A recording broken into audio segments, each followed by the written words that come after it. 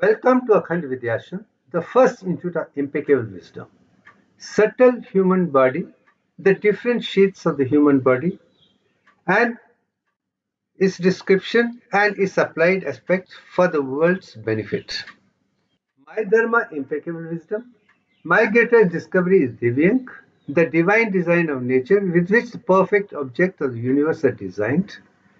Let's think of Divyank and the perfect things, impeccable wisdom, and enlighten the world so that we have a uniform studying syllabus from school, college to the university throughout the world without any problem at all. If we are in tune with universal consciousness, we are in tune with universal mathematics, we are in tune with perfection to the core. And this is the objective of Akhand Vidyashram. Now, subtle human koshas or sheaths, there are 5 external sheaths which have been recognized by everybody. And the external sheaths are, you have a body, us, and we are surrounded by an aura around. The first aura around is called Annamaya Kosh, which is associated with the physical body. And the second one is Pranamaya Kosha, the breath. The first one is solid matter, which is 38.1966%. The second one is water element, prana, which is 61.198034%. And then you have Manomaya Kosh, which is associated with higher element and the mind. Then you have a higher Vigyanmaya Kosh as we proceed, which gives you intelligence to be in tune with universal consciousness. And this is followed by Anandamaya Kosh, blissful body, which gives you intuition and all the knowledge as well. When all the things from center to the core are in with universal consciousness, this is external root which can also help. But unfortunately, with time, this particular kosha comes down and it is not a permanent bliss to the world from external side. This is something which I've been talking from the very beginning. Now, same representation, which is called Bharang Yoga, which Kundalini uses, also the same thing, Annamaya Kosh, Pranamaya Kosh, Manomaya Kosh, Vigyanmaya Kosh, and Anandamaya Kosh. This is another representation. In Kundalini also, when it rises, can reach Sahasrara Chakra.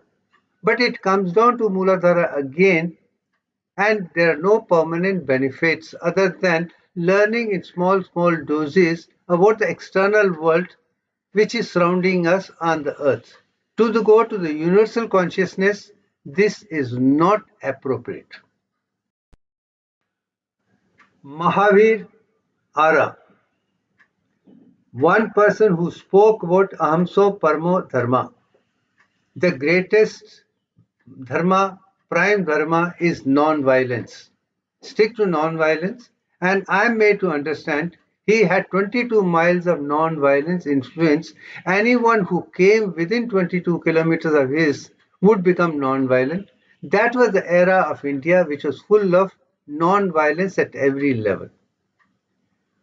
His aura is to be appreciated, and no wonder Jainism revolves around Amso Parmo Dharma. Now, I am also of the opinion Maharshi Patanjali, who talked about Yoga Sutra, has a different description of Sadhana Pada about Ahimsa. He says, whose person who is totally formed in non-violence, there is abundance of hostility near him. So, Mahavirji, I can understand, anyone who is Akhand Yogi, violence will not take when he is around because everybody will become calm and quiet.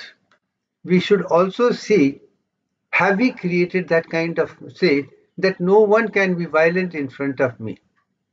And I have seen that happening.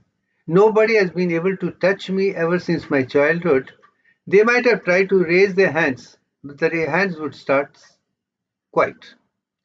But there is another aspect from Holy Gita says, non-violence is greatest dharma, there is no doubt about it. But violence for saving dharma is even greater dharma. That means if you are totally non-violent, you are protected. But if something is really, somebody is being violent against something which is against dharma, deprived of something, then you should take oath to kill that particular person, and that is what I call Rajasic Dharma. The first one is Brahman Dharma. Second one is Rajasic Dharma. Rajasic Dharma, and that is being taught in Gita and in Kurukshetra war. War was against evil, negative, unholy things. That is another aspect of violence, but it is non-violent to save violence. People from violence of different nature when they don't need to. Now, we have another concept from Taittiriya Upanishad which gives a totally different description altogether. It doesn't talk about 5 koshas, it talks about 7 koshas. And that is the representation, contemplative meditation of Akhand Yoga. Now you have the outermost is Annamay Kosh, which is Anandmay and totally blissful state. Then second one, within that is Pranamay Kosh, which is breath. Then there is Manomay Kosh, within that is Vijnanmay Kosh, within that is Anandamay Kosh. And after these 5 things which are common with external, internal, then there is Guhyam. Guhyam is spoken quite a lot in Upanishads and scriptures of India. That means there is a cave inside the physical body. And within the cave, you have Atma or the soul. So you have brought in, internalize the whole thing. From external to the internal, you reach Atma. Once you reach Atma, then Atma takes over the whole cheese, and Jivatma's human body literally becomes an instrument of divine grace. Then you are enclosed with all the proximities of yourself, and then you become totally non-violent, and you can at the same time be in tune with universal consciousness. That is what Taittiriya Upanishad is talking about, Panchakoshas plus 2 aspects, which is Guhyam and Atma, to become perfect in yourself. Same thing by Kundalini Yoga, Tantra Yoga, call it Antarang Koshas, internal koshas. Here you can see Antaratma right inside. But here the representation is more physicalized body. Tantra means physical body. It's not a consciousness alone. And let us understand what exactly Tantra is talking about. These 7 koshas or 5 koshas, let's take one by one. Now let's say spinal cord, which is a central nervous system. We are not going to the brain as such in this particular, but I'm going to talk about brain. But the whole thing, all the lower chakras are associated with spinal cord and reptilian brain. But as you see in the spinal cord, the sheaths are. Entire vertebral column is called Sushumna Nadi, and that is the centralized concept between Ida and Pingala. And when you are in that, your breath is normal, your thoughts are normal, everything is perfectly stabilized. Then within the Sushumna Nadi, you have Vahini Nadi, which is subdural space, which contains central spiral fluid, liquid. Because that is liquid, that's called Vahini, is movement. When Kundalini from Sushumna Nadi goes into Vahini Nadi, it can go and make a structure which looks like a maze or Hanuman's Gada. That is where control or spirituality plays a very important role in the process. Within that, you go to the spinal cord, which has got the outer ring, which is the white matter, which are all descending and ascending tracts. That is Suryan white. Within that, you have Chandra Nadi, the grey matter, which has nuclei, which perceive things as they are. Within that, you have Brahma Nadi, the central canal of the spinal cord, and central canal can be called Guhyam or the cave. Now, indwelling soul rests in Brahma Nadi should be the first process to take from Mooladhara to Sushumna on the external route with Pranamay Kosh. From Sushumna Nadi should go to Brahma Nadi by breaking Brahma Granthi, is what Tantra is talking about. That one Atma goes into the central canal, Guhyam, and then rises to the brain, into the ventricle. When brain comes to play a role, that is the central more concept in universal consciousness that prepares your brain to be in tune with universal consciousness and take you to Akash Kosh, get all the impeccable wisdom from there rather than what is available on the earth. What is available on the earth in different books, forms, is a man-made understanding of a thing. But we are looking for universal consciousness, and that should have a much higher level of understanding. And that's where internalization is very, very important. Now, if you take the Antaratma right in the center, and you are become like Akhand Rishi, you are in tune with universal consciousness. You can be Jivatma complete. You have Antaratma with Jivatma, but at the same time, you can also be with Paramatma. And this particular concept is what is Divya Devyank with all the three, 22 by 21 to the power of 10 can be seen in this particular ratio completely. Now, same concept is Panchabhutas, Panchkoshas, and three doshas put together makes a person completely healthy, wealthy, wise, and happy. He is complete from every angle, and he is the one who can be in universal consciousness. This is what is the beauty of Ayurveda. If you follow the principle of Ayurveda, the food recommended for a Brahmin, here I am very clear. My concentration is to be universal consciousness. I have to be a Brahmin. I am by birth by Brahmin. By thoughts and action also I am Brahmin. So as a result, I have to be perfectly vegetarian. No drugs, no alcohol, no smoking, nothing at all. Anything which is external in any form, including drugs, medicines, should not be taken. The system has got all the things within us, all provided we give the food the kind of things required. Body will take care and make us conscious and be in tune with universal consciousness. The day we are able to make physical body perfectly healthy and preventive medicine and reverse of aging takes place, you are likely to be in universal consciousness 100% in your own normal stage. Your body will give you all the things which you need it, what to eat, what not to eat, how to take care of it. And that is what Ayurvedic is talking about. Now, when you come to that particular stage, the Jivatma Pindandam becomes perfect with the 10 chakras. And you then 10 chakras will be in tune with the 10 bodies of the solar system and then 10 suns of the spiral galaxy. You are in with universal consciousness, Akash Kosh, the entire knowledge of your physical body, world, consciousness, and higher world will be at your tips. You become an instrument of universal consciousness. You become a custodian of the world, which I spoke to last time.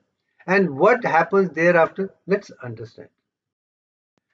Now, having experienced this particular concept, having been into universal consciousness, I went through the process of PhD research with the University of Madras, Chennai. Now, let me explain. I'm not going to talk about everything, but since we are talking about scientific, mathematical, conclusive evidence, and the process which I've taken is a normal electroencephalogram findings. What are the normal findings are? Normal every person around the world after 100 years experience of EEG is 10.5 hertz alpha waves are seen in the posterior brain, primarily occipital region and to the parietal region. But the condition is the mind should be at rest and when the eyes are closed. When mind is at rest, eyes are closed, you get 10.5 hertz from occipital and parietal region. No alpha waves are seen in rest of the brain is also the fact. And on thinking alpha waves are replaced by beta wave is another fact. After opening the eyes, no alpha waves are seen is another fact. This process is called alpha block or desynchronization. This is what is the conclusion of neurosciences with respect to EEG done for everyone around the world. Now, first, let me show you my EEG right at the bottom. The picture of 1990s shows that I can produce 10.5 hertz alpha frequency with eyes closed. But very moment I open, these are disappeared. You can see I'm into beta wave, faster wave, very clear. But within 2 years of the study, I found that I could reproduce alpha frequency after opening the eyes. You can see it very clearly. That was the first finding which brought me to saying I have something different to talk about. And now, differences between me and my subject of studies is I am able to produce almost a coherent frequency of less than 10, almost 9.43 Hz with samadhi state throughout the brain. Whereas controls are not able to do, they had erratic concentration of waves of alpha throughout. Second thing is power spectrum analysis. With the closed eyes, you can see the representation of my work on top and average of 30 control subjects down. You can see this pattern is same. With the closed eyes, you can see alpha frequency and total waves are higher. Delta, theta, and beta are low. That is a fact, was the first thing. But only in this particular thing you can find I have more than double the power of the other control subjects. This was the first observation. This is not only alpha is coming down, also power is increasing in the process. Now, after opening the eyes at the same time for my PhD work, I have shown that I am able to retain alpha frequency after opening the eyes, and the concentration is pretty high, whereas theta, delta, and beta are down. But in the control subject, you can see that alpha is down, beta is more, power is this. And there is a concentration also 3 times the difference between samadhi in my case and samadhi with others. This was another observation that normal people with normal consciousness without Kundalini Yoga or improvisation with the universal consciousness not able to produce alpha frequency after opening the eyes. Now, after 10.5 Hertz, then as I started moving towards, I presented my paper in 2001, that alpha frequency had come to 8.91 or 9.46. That was again observation that from 10.5, now I'm coming down slowly, step one by one. Into over a period, I've seen the alpha frequency from 10 Hz has started coming down. With the closed eyes, it was 8.5 Hz throughout the brain. Now I could produce throughout the brain. As you can see on the left side down, it is 8.5 Hz throughout the brain, whereas 8 Hz after opening the brain, you can see on the right side. Now you can see alpha predominant coherent frequency in both throughout the brain, not only occipital and parietal. This is throughout, and that too 8 Hz. That was one which puts me in tune with universal consciousness, Akash Kosh. And this particular observation are what Professor Namechwai, my PhD guide, has given in recording, who has known me for 4 decades, that I have done wonderful work. This was called highly commendable, unique from every angle, done for the first time in the history of mankind, and I'm surprised. It is more than 24 years now. No one in the world has even touched about it or tried to do, but I can understand because this particular observation was never published by any of the journals because it did not fit into their thought process. Because I was challenging the entire universe, you are saying you cannot do it, I am able to do it. And yet your single case will not accept it. That is unfortunate part. As a result, world is not aware of it. That's the reason I'm trying to Quora as well as this to show this is what it is all about. But this has also put me in tune with universal consciousness. Now I can understand Jivatma, Antaratma, and Paramatma have become 3. And that is Tret Pravidya, which I showed you earlier. As a result, I'm in Akash Kosh. And all the wisdom of the universe is at my fingertips and done with it. Now, all that has been finally put into this particular picture. You can see the Mooladhara Chakra at the bottom. And all the scriptures and all the writers and authors will say that there are 7 chakras only. And they are external and they have no physical correction. And I've been saying they are not 7 chakras, they are 10 plus 3, 4, 4, 1, 9 chakras. They are within the physical body. They're connected with endocrine glands. They're connected with autonomic ganglions. They're connected with the central nervous system, part of the nervous system, that spinal cord and brain integral. Once you bring your Atma right into the Brahmanadi, a central canal, and bring it to the ventricles of the brain, the entire human body works as one instrument, and all thoughts, minds, emotions, everything is perfect, and you can be the universal consciousness. And one that opens the outer three layers of neocortex become one in tune with the universal consciousness, because my outer three layers, which no neuroscientist of the world even knows what is functions, I have demonstrated function is to be in tune with the universal. It can be like an antenna to the universal consciousness, and all the secrets of the world you can perceive in the process. As a result, I've been able to make these symbols and give Divyank and everything for the first time in the history of mankind, which has never been done. But I'm thankful to the modern sciences, the kind of equipments they have given. But only thing is, to prove it, you have to be in tune with universal consciousness. You can't be having man-made ideas. This is where spiritual science comes to play a role. When you are in tune within yourself, you are in tune with universal consciousness, your own Antaratma and Paramatma, only then you can be in tune with universal consciousness. And this is work, is the beauty of this particular work. So external 5 koshas should become internal, and 7th thing should become 10.5, and be in tune with universal consciousness. Entire universe is at your fingertips, and entire wisdom at your fingertips. As you see the consistency of the universe, you can bring the consistency down and show the world this is a perfect divine math, divine physics, divine chemistry, divine biology, and other things which people, and that can create the universal wisdom for the entire world. And that is objective of Kanvidyashan. That is my objective, to bring uniformity. Thank you very much for all what I have done. Thank you very much. Bye.